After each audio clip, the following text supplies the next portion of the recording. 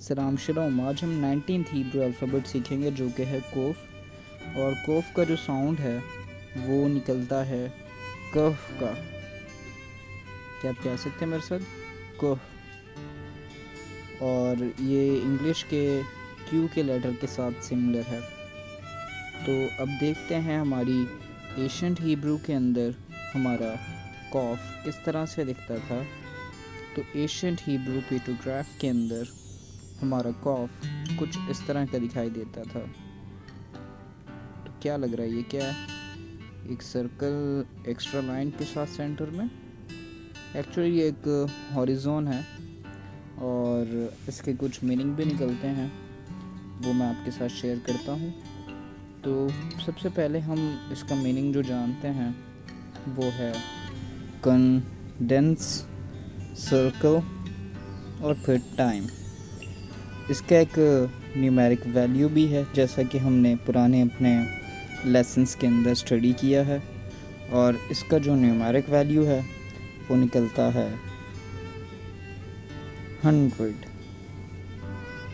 सो इसका numeric value. तो बढ़ते हैं हमारी पैलियो हिब्रू की तरफ। और पैलियो हिब्रू के अंदर हमारा कॉफ कुछ इस तरह का दिखाई देता था।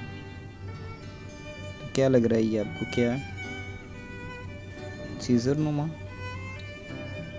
या एक हैंडल बना हुआ किसी चीज़ का, लेकिन ये कॉफ है। और आज हमारी मॉडर्न हिब्रू के अंदर जो है वो कॉफ इस तरह का दिखाई देता है। कुछ को देखने से लग सकता है कि ये इंग्लिश के लेटर पी से जो है वो मिल रहा है, लेकिन नहीं, पी से ये थोड़ा सा डिफरेंस है। तो अब देखते हैं हमारे कॉफ के साथ जो है वो क्या हिब्रू वर्ड्स बनते हैं। काफ से आता है कोशैत, कोशैत यानी कि बाव, बाव यानी कि कमान। और कॉफ से आता है केरा, केरा यानी कि बॉल, डिश या कटोरी का है। कॉफ से आता है कोर, कोर यानी कि कोल्ड, सर्दी। और इसी के साथ जो है वो हमारा आज का कॉफ का लेटर जो है 19 जो था ये कंप्लीट होता है। हमने देखा एशियंट हिब्रू में कॉफ कैसा था, पैलियो हिब्रू में कैसा था, और आज हमारी मॉडर्न हिब्रू में कैसा लिखा जाता है। इसी के साथ हमने सीख लिए हैं 3 वर्ड्स।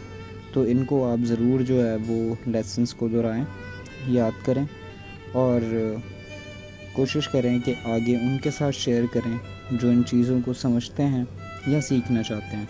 तो खुदावंद आप सबके साथ हों और बड़ी बरकतों से नवाजें। आमीन। शलोम।